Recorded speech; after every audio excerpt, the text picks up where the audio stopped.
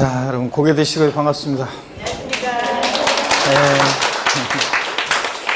자, 여러분 교재는 138페이지 여러분 펴놓으시고요.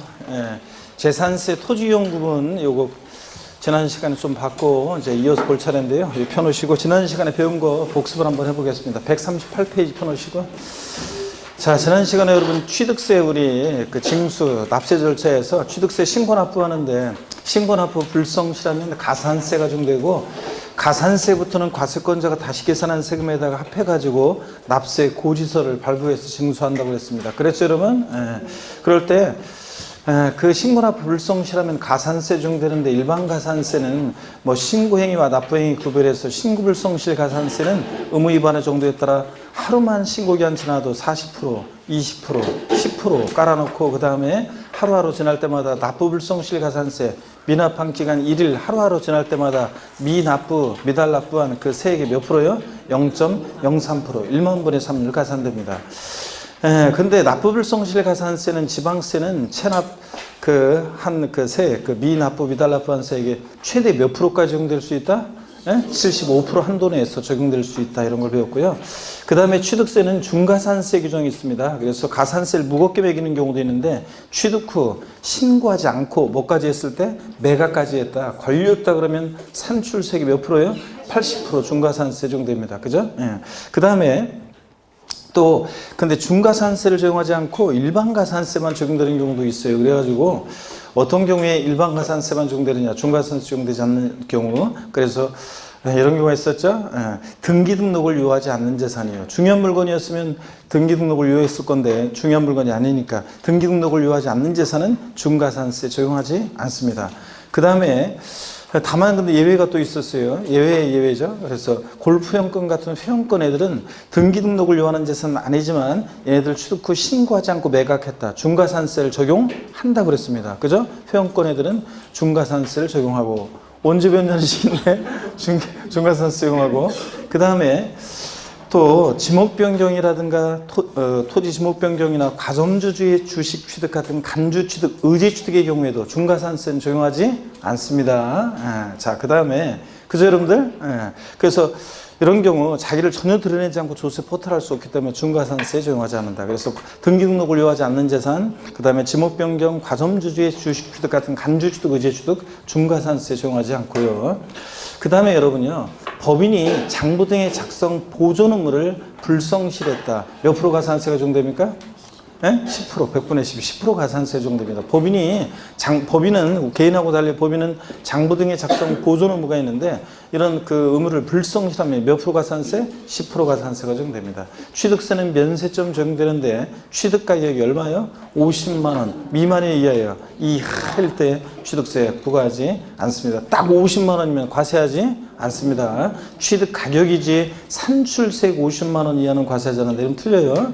그 다음에 취득세 또 부가세목이 있는데 취득세 부가세, 취득세 납세문제는 취득세만 내는 게 아니죠. 부가세목 같이 내는데 고개를 드시고 자, 그 부가세목 어떤 게 부가세로 부과됩니까? 농어촌 특별세하고 지방교육세, 농특세, 지방교육세가 부가세로 부과됩니다. 자, 우리 등록면허세 또 취득세처럼 부동산 취득 단계에서 부과되는 세금이고 유통 과정에서 부과되고요. 자, 우리가 등록면허세만 형식주의 과세하죠. 그래서 다른 애들 주요 부동산 세금들은 사실주의 과세하니까 실질주의, 등기, 등록, 허가 등과 무관하게 과세합니다. 그죠, 여러분? 근데 등록면허세만 형식주의 과세, 등기등록이랑 형식가 줄 때 그 명의자에게 부과한다고 그랬습니다. 그래서 등록면허세는 얘가 등기할 만한 실질적 권리가 있느냐 따져요, 안 따져요? 안 따져요. 절차만 정당하게 등기등록이 되면 계약의 무효 취소의 원인이 있어서 등기가 말소되는 경우에도 이미 납부한 등록면허세 돌려준다, 안 돌려준다? 안 돌려준다고 그랬습니다. 그 다음에 등록면허세 하여튼 판례나 얘기 나와서 누가 납세문자냐 이런 거 나오면 등록면허세 납세문자는 재산권 기타 권리의 설정, 변경, 소멸에 관한 사항을 공부에 등기 등록할 때 등록을 하는 자입니다. 그죠? 외관상의 등기 권리자를 말하죠. 그러다 보니까 하여튼 명의자가 누군지만 보고 판단하시면 된다고 그랬습니다.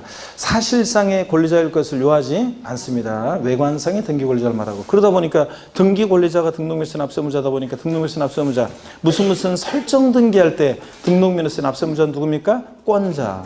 말소등기는 누구다? 설정자. 그래서 저당권 설정등기 저당권자, 임차권 설정등기 임차권자, 지역권 설정등기할 때 등록명세 납세자는 지역권자 이런 식으로 권자고 자 말소등기한다 그거 그러면 설정자가 납세자가 된다고 그랬습니다. 그랬죠? 그 다음에 여러분요 등록면허세 등록에 대한 등록면허세에서 이 등록에 취득을 원인으로 하는 등기등록은 어떻게 한다? 제외한다 그랬습니다. 취득을 원인으로 하는 등기등록은 어디로 갔으니까? 취득세로 2011년도부터 통합됐죠. 그랬으니까 제외합니다. 근데 다만 취득을 원인으로 하는데도 등록에 포함되는 예외가 있었습니다.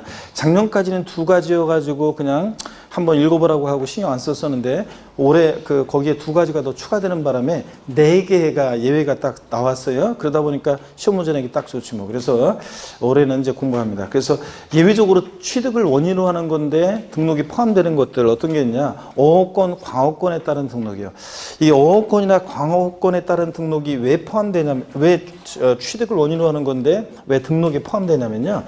우리가 참고적으로 여러분 보세요. 취득세에서 과세 대상의 무채지상권 중에서 어업권하고 그 다음에 광업권 있잖아요. 이 어업권과 광업권은 취득세 대상이 되잖아요. 어업권, 광업권 취득할 때. 근데 이 어업권, 광업권을 여러분 보세요. 출원에 의해서 처음에 원시 취득할 때는 취득세를 면제해요. 취득세가 면제예요. 취득세를 면제합니다. 그래서 취득세가 면제되고 요거 승계 취득할 때만 어업권 광업권은 승계 취득할 때만 취득세 대상이 돼요. 자 그래서 취득세가 과세가 되거든요. 그러니까 여러분 보세요. 자 어업권이나 광업권을 출원에 의해서 원시 취득해서 면제하잖아요. 그럴 때는 취득세가 과세되지 않을 때 등기만 할 때 등록만 할 때 요거 공짜로 등기 등록 해줄 수 없잖아요. 그래서 등기만 할 때는 어떤 세금이 부과되느냐? 이때 이제 등록 면허세가 부과돼요. 자, 그래서 이런 때는 어업권이나 광업권을 취득할 때는 특히 이제 세분하면 사실 이런 의미거든요. 자, 이걸 어업권이나 광업권을 원시 취득한다. 출원에 의해서 처음으로. 그럴 때 이제 취득세 면제될 때 요때 이제 등기만 할 때 등록 면허세가 과세가 된다 그런 얘기입니다. 취득을 원인으로 하지만 그 다음에 또 외국인 소유의 외국인 소유의 취득세상 물건의 연부 취득에 따른 등기 등록도 포함하고 그 다음에 세 번째 올해 추가된 게 이제 취득세가 제척 기간이 지났어요. 부과 제척 기간이 만료됐다. 그러면 더 이상 취득세는 부과할 수 없죠? 납세금 소멸 사유잖아요. 제척 기간이 만료하면. 근데 그러면 이럴 때 취득세는 부과되지 않지만 요거 등록할 때 공짜로 해준다 안 해준다? 안 해줍니다. 그때 등록면허세가 부과됩니다. 또 취득세 면세점이 적용되는 경우에요. 취득가격 50만 원 이하 과세자란다. 취득세는 부과되지 않아요. 면세점 적용되니까. 근데 등록할 때 공짜로 해줘야 안 해줘요? 안 해줘요. 그럴 때 등록면허세가 부과되니까 이렇게 면세점이 적용되는 취득세 면세점이 적용되는 등기등록도 등록면허세가 과세가 됩니다. 그래서 이렇게 4가지의 경우에는 취득을 원인으로 하지만 등록에 포함한다는 거. 등록면허세 등록에 포함한다.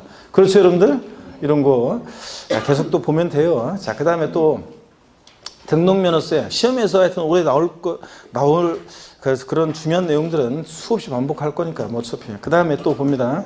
등록면허세에 자 세금 계산할 때 과세 표준과 세율 그 과표 어떤 것을 과세 표준으로 하느냐가 중요한데 등록면허세 그 전에 부동산 가액을 과세 표준할 때 부동산 등기 경우 원칙적으로 등록면허세는 신고 납부하니까 납세무자가 결정하는데 원칙적으로 취득 당시 가액이에요. 등록 당시 가액이에요.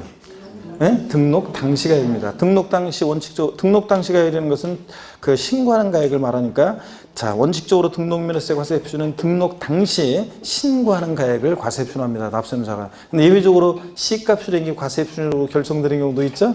어떤 경우에 납세무자가 무신고, 신고하지 않거나 신고한 가액이 시가 표준액보다 뭐하게 낮게 신고됐다 그러면 시가 표준액으로 과표 결정됩니다. 그 다음에 언제나 항상 시가 표준액과 관계없이 사실상 취득가액을 과세 표준을 하는 경우도 있죠. 객관적 취득 어떻게 했다? 국수, 공판법 부 같은 객관적인 취득은 사실상 취득가액을 과세 표준금액으로 합니다. 근데 다만 사실상 취득가액을 이때 과세 표준으로 할 때 이럴 때요.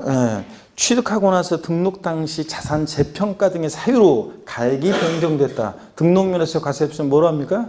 변경된 가액을 과세표합니다. 그죠? 자, 취득 당시 1억이었는데 등록 당시 자산 재평가의 사유로 가액이 1억 2천이 됐다. 얼마를 과세표를 해? 1억 2천. 그 변경된 가액을 과세표하는데 이때 변경된 가액이라는 것은 등기등록일 현재 법인장부나 결산서 등으로 증명되는 가액을 말합니다. 그 다음에 등록면허세의 과세표는요, 소, 가, 지 없는 애들 꼭 등록면허세 과세표를 뭘로 하려고 소가지 부린다고 그랬어요? 부동산 가액. 그래서 소유권에 관한 등기, 가등기, 지상권에 관한 등기는 등록면허세 과세표는 뭘로 한다? 예? 자, 부동산 가액. 그 다음에 채권 금액이 과세표준이 되는 경우도 있는데 주로 돈 빌려주고 못 받을까봐 이렇게 저 채권금액 보존하기 위해서 하는 건데 저당권 설정 등기, 경매 신청 등기, 가압류, 가처분 등기, 그 다음에 가등기 이런 것들은 뭘 과세표한다? 채권금액. 가등기는 부동산가액 또는 채권금액이 과세표준이 됩니다. 그 다음에 순위보존을 위한 가등기나 저당권에 대한 가등기나 이런 걸 우리 세법에서는 구별해서 물어보지 않고 그냥 가등기 시 등록면허세 과세표는 뭐냐 그러면 부동산가액 또는 채권금액이다. 이렇게 여러분이 아시면 되고요. 그 다음에 또 지역권 설정 등기 고개를 드시고 지역권 설정 등기 등록면허세 과세표는 뭘로 한다? 요역지가액. 그 다음에 또 전세권 설정 등기할 때 등록면허세 과세표는 뭘로 합니까? 전세금액. 임차권 설정 등기 작년 시험에 나왔지만 뭘 과세표합니까? 월 임대차 금액. 임차 보증금이 아니라고 그랬죠? 그래서 제가 오늘 문제 여러분 오늘 나눠드린 문제 이제 작년 문제를 작년 거 이제 요 시기에 만들었던 작년 그거 이제 학원에 배부했던 그 문제 있잖아요. 그거 이제 다시 그 파일을 갖고서 이제 수정하면서 문제 새롭게 수정하면서 역시 문제를 보니까 작년에 문제에 등록면허세 문제에서 이렇게 과세표준과 세율에 관한 거 이렇게 추적하면서 5번 지문에 임차권 설정 등기 등록면허세 과세표준은 임차 보증금이다. 이런 식으로 문제가 돼 있더라고요. 그 문제가. 그래서 역시 근데 작년 시험에 나왔잖아요. 임차 보증금으로 바꿔서 나왔잖아요. 월 임대차 금액. 그래서 그런 것도 그렇고 그대로 이렇게 나오잖아요. 그 문제 이렇게 바꾸는 거. 그래서 그런 식으로. 그래서 역시 보면 작년에도 역시 그냥 평상시 수업을 그냥 그 문제 나눠드리는 거 풀어봤으면 역시 그것도 역시 가볍게 맞출 수 있었던 그거였고요. 그 다음에 여러분 봅니다. 계속해서 등록면허세 소유권 뭘 새삼스럽게 이제 보고 있어요, 여러분들. 아이고, 진작 아침에 와서 봤어야지. 소유권 보존 등기나 이전 등기, 소유권에 관한 등기 시 등록면허세 과세표준은 소가지 없는 애들이니까 부동산 가액인데 세율이 다르죠? 소유권 보존 등기 시 등록면허세 세율은 부동산 가액에다가 보8. 보8로 구도 짝퉁 구도 무슨 구도? 보8. 그래서 1,000분의 8. 그 다음에 유상으로 인한 소유권 이전 등기 시 등록면허세 세율은 20 무조건 뒤에 거라고 그랬죠? 20, 1,000분의 20. 그 다음에 상속으로 인한 소유권 이전 등기는 상삼 8, 1,000분의 8. 그 다음에 증여 같은 무상으로 인한 소유권 이전 등기는 무독립 8, 1호, 1,000분의 15. 무독립 8, 1호. 상삼 8, 20, 보 8 이겁니다, 여러분. 등록세 소유권에 관한 등기 세율. 그 다음에 소유권 이해 권리들은 아까 과세표준은 다 제각각이었는데 근데 세율은 저당권부터 시작해서 설정등기부터 시작해서 지역권, 임차권 이런 것들 하여튼 소유권 이해 권리들은 다 과세표준을 뭘로 한다? 예? 세율은 과세표준이 다르고 세율은 다 뭐로 합니까? 1,000분의 2, 0.2%입니다. 세율은 소유권 이해 권리들. 그 다음에 각종의 말소 등기나 변경 등기는 등록면허세 과세표는 건수, 건당. 세율은 얼마? 6,000원 정도 됩니다. 건당 6,000원. 말소 등기, 변경 등기 같은 애들. 그 다음에 등록면허세요. 다만 제가 2018년도 올해 추가된 개정세법 내용 하나 알려드렸어요. 우리가 유상거래로 소유권, 내가 하나 곧 배워봤는데 소유권에 관한 등기 시 등록면허세요. 소유권 이전 등기만 할 때 1,000분의 22%의 등록면허세 세율이 적용되는데 다만 주택을 유상거래로 취득했었는데 취득세가 부과되지 않거나 취득세는 이미 됐거나 하여튼 주택 유상거래로 인한 취득 시 그 등기만 할 때 등록면허세도 깎아줍니다.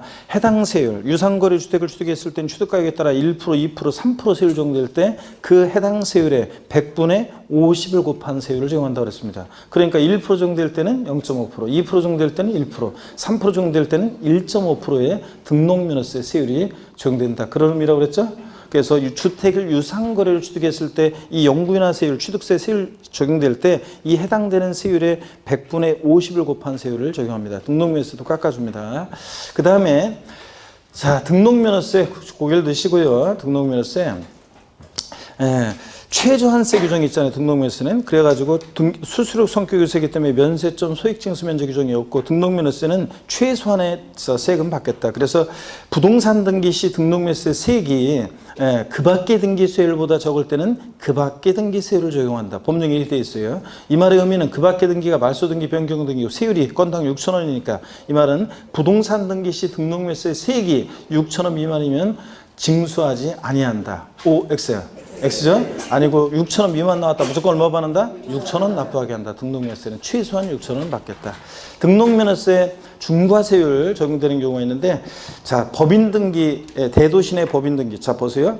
취득세는 대도시 내에서 중과세가 있죠. 취득세는 대도시 내에서 법인 설립하거나 지점분 사무소 설치하거나 대도시 바깥에 내로 법인을 전입하면서 대도시 내에 있는 부동산을 취득할 때 취득세는 표준세율의 3배한 세율에서 중과기준세율의 2배를 뭐예요? 뺀 세율로 중과세합니다. 아이고 또 구경만 하고 표준세율의 3배한 세율에서 중과기준세율의 2배를 뺀 세율로 중과세하는데 근데 등록면허세는 대도시 내에서 법인 설립 등기하거나 지점분 사무 설치 등기하거나 전입 등기만 할 때 등기할 때 등록면허세는 어떻게 중과세한다? 법인 등기 표준세율의 3배로 중과세합니다. 자, 근데 다만 작년 시험에도 나왔었지만 대도시 설치 불가피한 업종이 있죠? 이런 것들은 중과세하지 않는데 뭐 취득세, 대도시 설치 불가피한 업종은 취득세하고 똑같아요. 그래서 뭐 은행업, 유통업, 첨단업종, 사회간접자원시설, 의료업 막 이런 것들이에요. 그래서 우리가 은행, 뭐 병원 이런 거, 농산물유통센터 이런 것들 첨단업종 일정한 이런 것들 다 지방으로 내려보내면 돼요, 안 돼요? 안 되잖아요. 그래서 그런 것들이 같습니다. 작년에 등록면허세에서는 할부금융업 설치할 때 할부 금융업에 대한 그 법인 등기할 때 등록면허세 표준세율의 3배를 중과세한다는데 딱 생각해 보면 낯설지만 할부 자세히 그런 것들은 안 봤지만 할부 금융업이면 어떻든 간에 금융업 같은 거 이런 거 다 지방으로 내려보내면 돼야 안 돼요? 안 되잖아요, 여러분들. 그러니까 이런 것들은 중과세하지 않는다. 대도시 설치 불가피한 업종으로. 그 다음에 등록면허세 세금 계산했으면 내야 되는데 납세지를 어디로 할 것이냐. 부동산 등기 시 등록면허세 납세지는 부동산 소재지입니다. 주소지 아니고. 그 다음에 같은 취득 물건이 같은 등록에 관계되는 재산이 2개 이상의 지자체에 걸쳐 있을 때 등록면허세는 소재지별로 안 분합니다. 그죠? 아닙니까? 취득세는 소재지별로 안 분하는데 등록면허세는 등록관청 소재지라고 그랬습니다. 소지품 안분을 이렇게 하면 바꾼다고 그랬잖아요, 여러분들. 그래서 같은 등록에 관계되는 재산이 2개 이상의 지자체에 걸쳐 있을 때 등록면허세는 어떻게 한다? 등록관청 소재지입니다. 등록면허세 납세지가 불분명하다. 어디? 등록관청 소재지. 취득세는 납세지 불분명하면 취득 물건 소재지. 등록면허세는 등록관청 소재지요. 그 다음에 또 등록면허세는 자, 뭐 이런 것들. 그 다음에 또 등록면허세 또 배운 것이 자 신고 납부하는데 원칙적으로 등록면허세는 부동산 등기할 때 등록면허세는 부동산 취득일로부터 60일 내 신고 납부합니다. 그죠? 아니에요? 30일이에요? 다 틀렸습니다. 등록면허세는 부동산 등기 시 자 언제까지? 등기하기 전까지, 등록하기 전까지입니다. 기간 나오면 된다, 안 된다? 안 된다 그랬습니다. 원칙적으로 등록면허세는 상속을 원인으로 등기할 때 상속 개시일이 속하는 달의 말일로부터 6개월 내 등록면허세 신고 납부해야 한다. X입니다.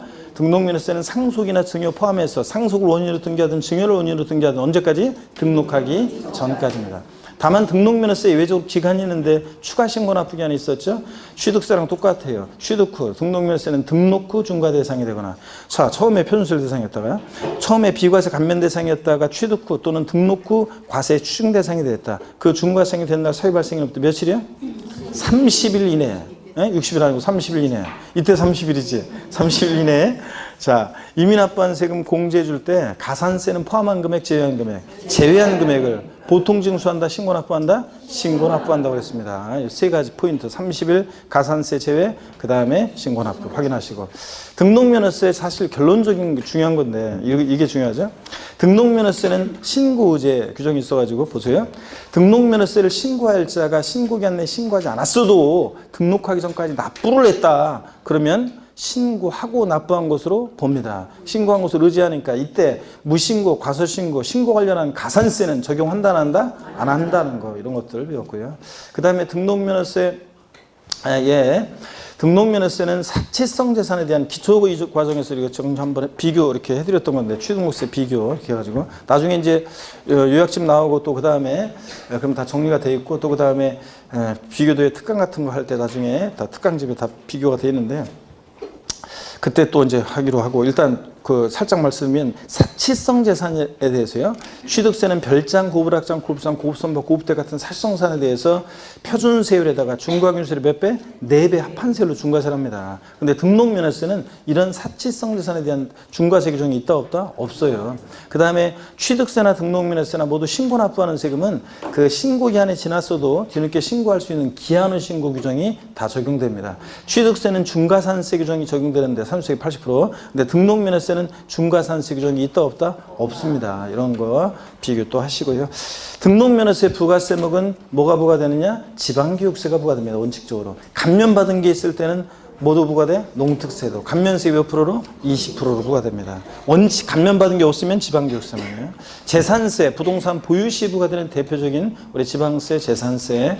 자, 보유시에 부과되는 대표적인 세금인데, 그러다 보니까 과세 기준일도 있고, 그 다음에 재산세는 시장무수구청장이 과세처입니다. 취득세 특광도 과세권자, 등록면허세는 구도, 재산세는 시군구. 물론 특별자치도나 특별자치시가 있는 곳에서는 11개 지방세 세금에 다 과세 주체가 됩니다. 그쵸 여러분들? 그 다음에 뭘 이렇게 뒤적거려요 여러분들 책을. 자, 그 다음에 재산세 있잖아요. 재산세. 얘도 역시 사실주의 과세합니다. 자, 그러니까 등기되지 않아도, 등록되지 않아도, 허가받지 않아도 과세가 되고요. 현황부과합니다. 재산세 과세 대상은 5가지가 있었는데 토지, 건축물, 주택, 선박, 항공기 5가지입니다. 그죠 여러분들? 다 상처럼 알려주셔야 되고. 근데 토지, 지적공무상 토지뿐만 아니라 사실상의 토지를 포함하는 모든 토지인데, 이 토지분 재산세 대상이 되는 토지에 주택의 부속 토지는 포함해요, 제외해요? 제외합니다. 주택 부속 토지는 주택과 함께 어디서? 주택분 재산세 대상으로 과세하니까. 항상 주택은 건물과 토지를 하나로 평가하고 하나로 과세하고, 상가는 건물과 토지 따로따로 평가하고 따로따로 과세하고, 이거. 그 다음에 자, 건축물 그러면 그 취득세랑 범위가 거의 비슷해요. 그래서 건축법상의 건축물, 건물뿐만 아니라 시설물도 포함하는데, 골프 연습장이요. 체육시설의 설치 이용에 관한 법률에 따른 20타석 이상의 골프 연습장, 이거 취득할 때 취득세 대상도 되고, 보유할 때 재산세 대상도 됩니다. 이 건축물에 골프 연습장 같은 시설물도 포함되어 있다는 거. 이런 거는 알아야죠, 여러분들. 기초 이런 것도 11월, 12월, 1, 2월, 3, 4월 한 건데. 그 다음에, 무건축물은 당연히 대상이 되고요. 주택, 주거용 건축물과 부속토지를 말하는데, 자, 주택이요. 우리 다가구 주택도 배웠어요. 다가구 주택이요. 주택법상 단독주택인데도 우리 지방세에서는 매 한 가구마다를 독립한 1구의 주택으로 봅니다. 겸용주택도 배웠어요. 자, 그럴 때 1동의 건물이 겸용주택일 때, 건물 1개 동이 겸용주택일 때는 주거용 사용면적이 100분의 50 이상이면 전부 주택으로 본다. 그렇죠 여러분? 아닙니다. 네, 뒤바꿨습니다. 1동 건물이 겸용주택일 때는 주거와 주거 이해 면적에 비례해서 주거 부분만 주택으로 봅니다. 주택 면적이 크더라도 뭐라? 주거 부분만 주택이고, 1구 독립하여 구기된 1구 건물이 겸용주택일 때는 항상 뭘 기억해요? 50%. 주거용 상면적이 100분의 50 이상이면 주택으로 보고, 50% 안 되면 주거 부분만 주택입니다. 1구 건물은 50%, 1동 건물은 주거 부분만 주택. 아셨죠 여러분? 주택은 크든 작든 서로 뒤바꾸는 것도 주의하고. 그 다음에 토지. 자, 재산세 우리 그 토지 이용 구분 배웠는데 어떻게 구분하는지를 배웠어요. 어떤 그 토지 이용 모습에 따라 우리가 분리대상, 별도합산, 종합합산 대상 토지로, 또 분리대상 토지는 저율 분류와 고율 분류로 나눠서 과세하고. 그쵸 여러분들? 자, 그럴 때 토지용구분제 풀 때 농지는 뭘 본다고 그랬습니까? 위치. 있을 곳에 있으면 분리. 있을 곳에 있지 않으면 뭐가 돼? 종합합산. 그 다음에 목장은 위치 면적을 따지고요. 공장도 위치 면적을 따지고요. 그 다음에 일반 건축물의 부속 토지는 상가수 토지 같은 것들은 어디나 다 있는 거니까 위치는 안 보고 뭐만? 면적만 따져서 기준 면적 이내면 별도, 초과한 면적은 볼 것 없이 뭐가 된다? 종합합산. 토지용구분제 풀 때 앞동네 뭐라고 돼 있던 뒷동네 기준 면적을 초과한 토지 나왔다. 볼 것 없이 뭐가 된다? 종합합산 대상 토지로 왔어야 하고 이런 것들. 그 다음에 우리 분리대상 토지, 별도합산, 종합합산 대상 토지로 공부할 건데 지난주에 우리가 분리대상 토지 공부했습니다. 분리대상 토지는 저일분리와 고일분리 나눌 때 세율을 통해서 세분화해서 외우더라고 그랬는데 어떻게 외웠냐? 007, 빵 24, 비례세율. 007% 저일분리상 토지 고개를 드시고 농지, 목장, 예외적인 의미가 있었고 빵 2%, 0.2%는 공장, 염전, 터미널용 토지, 부동산 투자회사 소유 토지, 각종 공사 소유 토지 등등이 있습니다. 공장, 염전, 터미널용 토지, 부동산 투자회사 소유 토지, 각종 공사 소유 토지. 007 빵 24, 4% 고일분리상 토지는 고급 학장, 골프장 용토지요. 예? 니네들 한번 주고봐라. 4%였죠? 이런 것들. 자, 그 다음에 그럴 때 오늘 이제 지난주에 007% 전리부상 토지에서 농지, 목장, 임야를 공부했어요. 저 고개를 들어보세요. 상상해야 되는데 머릿속에. 농지는 재산세에서 토지용 구분할 때 농지, 007% 전리부상 토지 농지는 개인 소유 자격 농지하고 법 및 단체 소유 농지로 나눠져요. 그래서 누가 소유하느냐에 따라 토지용이 달라지는데 개인 소유 자격 농지는 토지용 구분제 풀 때 위치를 봐요. 그래서 제가 읊어볼 테니까 빨리빨리 대답해 보세요. 있을 곳에 있으면 분리, 그렇지 않으면 종합합산입니다. 자, 개인 소유 자격 농지가 군 읍면적에 있습니다. 깡촌. 토지용은 뭐가 된다? 군 읍면적에 있는 개인 소유 자격 농지 토지용은 뭐가 된다? 분리. 깡촌이니까 있을 곳에 있으니까 분리. 도시지역 내, 특별시관시 시지역의 도시지역 내, 자, 도시지역 밖에 있습니다. 도시지역 밖에 있는 농지 뭐가 됩니까? 분리. 도시지역 밖이니까 있을 곳에 있으니까 분리. 도시지역 내라도 개발제한구역, 녹지지역 내에 있습니다. 있을 곳에 있습니까? 아니에요? 개발제한구역, 녹지지역은 있을 곳에 있지. 그러니까 뭐가 된다? 분리. 도시지역 내 개발제한구역, 녹지지역 이외 주거지역이나 상업지역, 공업지역의 농지가 있어요. 있을 곳에 있어요? 아닌지 이런 데 있으면 안 되지. 그러니까 뭐가 돼? 종합합산.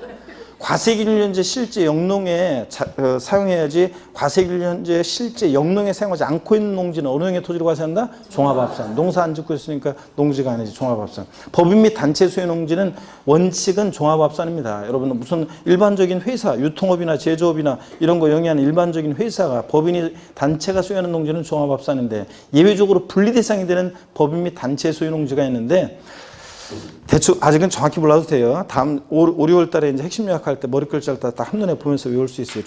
종중이 소유하는 농지, 농업법인이 소유하는 농지, 매립한 척한 법인이 직접 경작하는 농지, 사회복지 사업자가 자가 소비용에 사용하는 농지, 한국 농촌공사 소유 농지. 이렇게 해서 이렇게 예외적으로 분리상이 되는 농지가 있다더라. 오늘은 그렇게만 보시면 되고 법인 및 단체 소유 농지.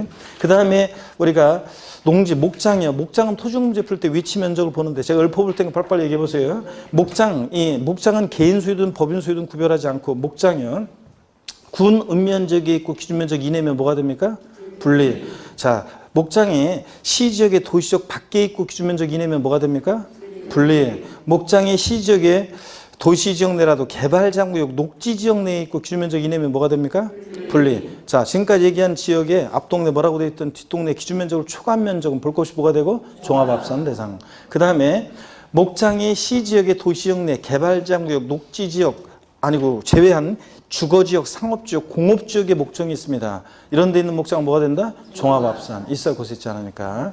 그 다음에 자, 임야는요 개인이나 법인이 소유하는 임야. 여러분들이 시골에 임야를 갖고 있다 그러면 다 종합합산입니다. 예외적으로 자 종중이 소유하는 임야하고 그 다음에 공익목적의 일정한 임야들이 분리상이 되는데 우리 지난주에 많이 봤어요. 자 주로 어떤 것들이냐면 무슨 법 나오고 무슨 지구 구역 내에 있는 임야들이 뭐가 된다? 분리대상이 된다고 그랬습니다. 그렇죠 여러분들? 아이고 요까지 배웠고 앞으로 뭐 계속 하면 되고 138페이지 자, 007 빵이사에서 분리상 토지 빵 2%, 0.2% 저일분리상 토지를 봅니다. 공장이 대표적인데 그 한쪽 가르치는 1번 공장 용지 그 제목 옆에다가 땡땡 해놓고 뭐라고 써놓냐면 위치 플러스 면적이죠? 공장은 뭘 보고 토지용 문제 풀 때 위치 면적이요. 있을 곳에 있느냐, 기준 면적 이내이냐 따진다고 그랬습니다. 위치 플러스 면적이요. 늦게 오신 분, 오늘도 보니까 엘리베이터에서 인사를 안 하고 저한테 인사 안 하는 사람, 인사 한 분이 있고 엘리베이터 같이 탔는데 인사 안 한 분들이 계시는데, 그 인사 안 한 분들은 저를 처음 본다는 얘기죠. 나를 아는데, 저 수업을 그동안 들어왔는데 인사 안 했을 리는 없을 거 아니에요. 그러니까 처음 오신 분들이라든가 여러분들은 앞선 강의를 들으면서 따라오셔야 돼요. 앞에 그 강의한 거. 특히 세법 같으면 1월 달 첫 주, 두 번째 주, 한 취득세 앞부분까지만이라도 최소한 좀 조세 총론하고 앞부분까지만이라도 들어야지 용어를 좀 익히고 대충 그래라도 따라오시고 3, 4월 과정 또 수업한 거 바로 또 따라오시기 바라고요. 들으면서 난 지금 왔으니까 지금 수업 지금 많이 진행되는데 이제 와서 앞에 거 해달라 그러면 골치 아프니까 여러분들 자 인강 들으면서 따라오시기 바라고요. 138페이지 계속 본격적으로 봅니다. 공장용지 땡땡 위치 플러스 면적이요. 자, 그럼 보세요. 동그라미 1번. 군지역에 소재하는 공장 건축물의 부속들이. 군지역이면 깡촌이죠? 위치, 있을 곳에 있는 거죠, 여러분들? 자, 그러면, 근데 무조건 분리상이 되는 건 아니지. 공장 위치 플러스 뭐? 면적도 봐야죠? 그래서 동그라미 1번 본문 봅니다. 공장용 건축물의 부속토지. 건축 중인 경우를 포함하되 과세기일 연재 건축기한이 지났거나 정당한 사유 없이 6개월 이상 공사가 중단된 경우는 여기 제외하고요. 전체가 분리상이 되는 것은 아니고 법령이 정하는 공장 입주기 면적 이내는 뭐가 되고 분리해. 구는 면적이 있고 기준 면적이 이내니까 뭐가 돼? 분리해. 자, 공장 입주 면적을 초과한 면적은 볼 것이 뭐가 되고 종합합산. 그 얘기입니다. 자, 그 다음에 동그라미 2번. 도시지역 내 소재하는 공장 건축물의 부속토지. 도시지역이면 있을 곳에 있지 않죠, 원칙적으로? 근데 산업단지 공업지역이요, 기억번. 있을 곳에 있죠? 공장시 일하는 데니까. 그 다음에 기준 면적을 따져봐야지. 그래서 산업단지 공업지역에 공장이 있고 공장인 건축물의 부속토지 전체가 분리상이 되는 것은 아니고 공장 입주 면적 이내일 때는 뭐가 되고 분리. 공장 입주 면적을 초과한 면적은 볼 것이 뭐가 되고 종합합산 면적으로. 공장이 아니니까 공장을 인정하지 않으니까. 니은번 상업지역 주거지역이에요. 여기를 주의하셔야 돼요. 공장이 도시지역 내 주거지역이나 상업지역에 있을 때는요. 있을 곳에 있지 않잖아요. 그죠? 아유, 공장 이런 데 있으면 안 되잖아요, 여러분들. 그럴 때 도시 주거지역이나 상업지역에 소재하는 공장용 건축물의 부속토지는 일반 건축물의 부속토지로 봐서 여기가 포인트예요. 자, 공장이 도시지역의 주거지역이나 상업지역에 있을 때는 공장용 건축물의 부속토지로 보지 않고 뭐로요? 일반 건축물의 부속토지로 봐서 일반 건축물의 부속토지가 기준면적 이내일 때 뭐가 됐어요? 별도 합산으로. 자, 그 다음에 기준면적을 초과한 면적은 볼 것이 뭐가 되고? 종합합산 면적으로. 그래서 이제 지금까지 읽은 얘기가 표에 정리가 되어 있잖아요. 공장 보세요. 군 읍면적이 있어요. 깡촌. 있을 곳에 있고 오른쪽 보세요. 기준면적 이내면 뭐가 되고? 분리. 초과면적은 종합합산이고. 공장이 특별시황시 시적이 도시지역 내에 도시지역 밖에 있으면 있을 곳에 있죠. 도시지역 밖은. 그리고 기준면적 이내면 분리, 초과하면 종합이고. 공장이 도시지역 내 산업단지나 공업지역에 있을 곳에 있죠. 그리고 기준면적 이내면 뭐가 되고? 분리. 초과하면 볼 것이 뭐가 되고? 종합. 근데 공장이 시지역에 도시지역 내 산업단지나 공업지역 이외에 주거지역이나 상업지역에 있을 때 이럴 때는 공장용 건축물의 부속토지를 보지 않고 뭐로? 일반 건축물의 부속토지로 보니까 기준면적 이내일 때 뭐가 된다는 거? 별도 합산 대상이 된다는 걸 꼭 여러분들이 밑줄을 그어서 특별히 주의를 하시고요. 기준면적을 초과한 면적은 뭐 볼 것이 같은 종합합산입니다. 공장. 이거 아시겠습니까, 여러분? 자, 있을 곳에 있고 기준면적이 이내면 분리 초과하면 종합합산인데 공장 다만 공장이 도시지역 내 산업단지나 공업지역에 있고 기준면적이 이내면 분리지만 산업단지나 공업지역 이외 주거지역이나 상업지역에 있고 기준면적 이내일 때 뭐가 된다는 거? 별도 합산 대상이 된다는 걸 특별히 주의하시고요. 자, 됐습니다. 그 다음에 보충 내용 한번 읽어보면 산업집적 활성화 및 공장 설립에 관한 법률 규정에 따른 공장의 부속토지로서 개발제한구역에 지정이 있기 이전에 그 부지 취득이 완료된 곳으로 법령이 정하는 토지는 분리대상 토지에 해당한다. 이런 것도 쭉 밑줄 그어놓고요. 이 보충 내용이 2018년도 올해 추가된 내용이라 한번 쭉 밑줄 그어놓고 보시고, 그 다음에 분리과세 의제 토지요. 이게 뭐냐면요. 공장 용지처럼 0.2% 저일분리과세할 상당한 이유가 있는 토지 그래가지고 엄청 많이 나와 있어요. 동그라미 1번 보면 한국토지주택공사법에 따라 설립된 한국토지주택공사가 같은 법에 따라 타인에게 토지나 주택을 분양하거나 임대할 목적으로 소유하는 토지 밑줄이요. 자, 그래서 이렇게 주로 앞으로 이제 어떤 게 나오냐면 무슨 공사 소유 토지예요. 그래서 한국토지주택공사, 그다음에 수자원공사, 지역난방공사, 갓산정공사 등등. 자, 우리가 알고 있는 공사 있잖아요. 무슨 공사 소유 토지가 쫙 나오는데, 그런 많이 나오는데, 그런 것들이 주로 빵 2%, 0.2% 절불가사입니다. 자, 무슨 공사 소유 토지요. 그 다음에 동그라미 2번, 과세기준련제 계속 염전으로 실제 사용하고 있거나 계속 염전으로 사용하다가 사용을 폐지한 토지도 포함합니다. 다만 염전 사용을 폐지한 후 다른 용도로 사용하는 토지는 제외하고요. 어떻든 간에 쫙 미치고 염전 동그라미요. 염전 빵 2% 절불입니다. 그 외에도 이제 쭉 이렇게 많이 나와요. 근데 이런 거를 우리가 시험에서는 이런 것들 중에서 하나씩 뽑아서 내기도 하는데, 이걸 뭐 우리가 다 어떻게 외워요? 찍어서 외워야죠. 한 장 더 넘깁니다. 140페이지 넘기니까 22번에 부동산 투자회사법에 따라 설립된 부동산 투자회사가 목적 사업에 사용하기 소유하는 토지 있죠? 요거 부동산 투자회사 소유 토지 빵 2% 제일불입니다.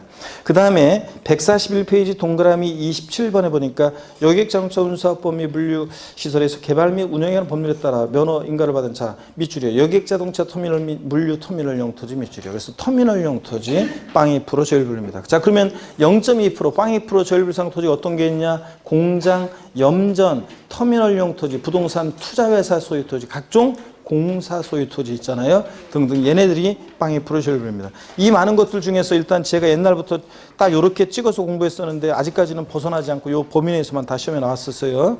앞으로도 그러길 바라면서 자 넘어갑니다.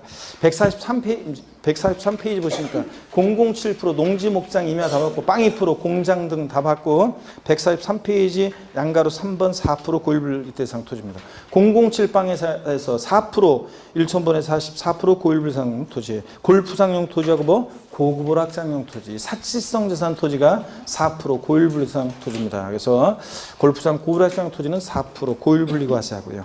그 다음에 이제 분리상 토지를 다 봤네요. 3번 별도 합산 대상 토지입니다. 이제 분리상 토지 다 봤고 별도 합산인데 양가로 1번 봅니다. 별도 합산 대상에 해당하는 토지요. 별도 합산 대상 토지는 재산세 대상이 되는 토지 중에서 과세기준을 현재 납세무자가 소유하고 있는 자 일반 건축물의 부속 토지로서 자 밑줄입니다. 일반 건축물의 부속 토지가 기준면적 2내 1대 뭐가 된다고요? 별도 합산입니다. 이때 기준면적을 초과한 토지는 뭐가 되고 종합합산 과세한다. 그러고 이 얘기예요. 그래서 동그라미 1번 일반 건축물의 부속 토지 중에서 종합합산 대상을 제외한 건축물의 바닥 면적의 용도적에 따른 적용비를 곱해서 산정한 면적 이내의 토지 밑줄이에요. 그래서 일반 건축물의 부속 토지가 기준면적 2내 1대 별도인데 그 기준면적을 어떻게 계산하느냐? 거기 바탕스 박스에 나와 있죠? 건축물 바닥 면적에다가 정착 면적에다가 용도적에 따른 적용 배율이라는 게 있어요. 그래서 뭐 주거지역, 상업지역, 공업지역 등 용도적에 따른 적용 배율이라는 걸 곱합니다. 그래서 144페이지 보니까 보충에 용도적에 따른 적용 배율이 나오는데 이걸 일일이 외울 필요는 없고요.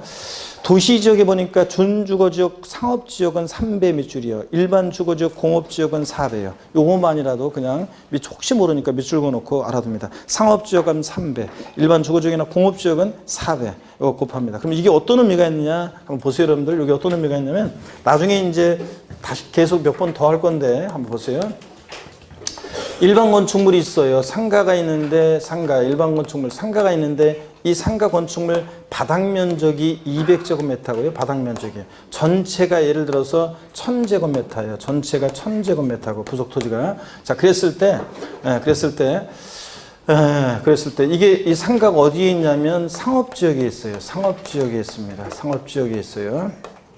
그 다음에 그럴 때 자, 별도 합산 대상 토지 면적, 그 다음에 종합 합산 대상 토지 면적, 그 다음에 분리 대상 토지 면적은 어떻게 되느냐 물어보면 별도 합산 면적은 몇 제곱미터입니까? 요 사례에서 별도 합산 면적은 몇 제곱미터냐고요? 별도 합산 면적은 자, 건축물 바닥 면적에다가 용도적에 따른 적용 배율 곱한 면적이라고 그랬잖아요. 자, 그러면 상업지역은 용도지역에 따른 적용비율이 몇 배? 3배. 금방 봤잖아요. 그러니까 2, 3은 6, 600제곱미터가 바닥 면적에다가 용도지역에 따른 적용비율 곱한 자, 2, 3은 6, 600제곱미터가 기준면적 이내니까 뭐가 돼? 별도 합산 면적이고. 종합 합산 면적은 몇 제곱미터입니까, 그러면? 산수! 종합 합산 면적은 몇 제곱미터예요? 자, 종합합산은 기준면적을 초과한 면적이 종합이라며. 그럼 전체 1000에서 기준면적 600을 뺀 나머지가 기준면적을 초과한 면적이잖아요. 그러니까 1000에서 600 빼니까 기준면적 초과한 면적 얼마? 400제곱미터가 종합합산 면적이고 자, 분리대상 토지 면적은 해당 사항이 없습니다. 이거예요, 여러분들. 사례 문제, 계산 문제. 그래서 이런 거는 할 수 있어야 됩니다. 이 계산 문제. 아직 안 나왔기 때문에 시험에 이거 할 수 있어야 됩니다. 이건. 자, 그래서 일반 건축물의 부속 토지가 기준 면적 이내면 뭐가 되고 별도. 초과하면 종합합산인데 그 기준 면적을 어떻게 계산하냐? 건축물 바닥 면적에다가 용도지역에 따른 정비를 곱하는데 상업지역은 3배, 공업지역은 자 일반 주거지역이나 공업지역은 몇 배? 4배. 뭐 이런 정도만이라도 이렇게 해서 대충 알아두시면 됩니다. 시험에 나오면 용도지역에 따른 정비율을 조건에 주어질 가능성이 높은데 혹시 모르니까 상업지역은 3배, 공업지역은 몇 배? 4배. 이 정도만 자 외우고 가시고요. 144페이지입니다. 다음에 또 설명드릴게요. 또 적어줄 거예요. 계속. 동그라미 2번 봅니다. 도시지역의 주거지역이나 상업지역에 소지하는 공장용 건축물의 부속 토지로서 기준면적 이내의 토지. 아까 봤잖아요. 공장 위치 면적을 보는데 공장이 도시지역 내 주거지역이나 상업지역에 있으면 있을 곳에 있지 않죠? 이럴 때는 일반 건축물의 부속 토지로 봐서 기준면적 이내일 때 뭐가 된다? 별도 합산 대상이 된다 그랬습니다. 여기에 필이 꽂혀가지고 이걸 가려, 이걸 지울까요? 여러분들? 못 보시게? 여기 보세요, 저거. 예. 자, 저런 식으로 한다는 거 한번 보여준 거고, 다음에 또 적어드려요, 또. 자, 그 다음에 계속 이어서 봅니다. 다음 순환에 또 적어드릴 거니까. 그 다음에, 자, 동그라미 2번, 이런 경우에도 별도 합산이 되고, 그 다음에 보충 별도 합산 대상 건축물의 범위 읽어보시고요. 그 다음에 동그라미 3번 봅니다. 여기 이제 또 재작년에 이게 신설된 규정인데요. 재작년 개정세법인데요.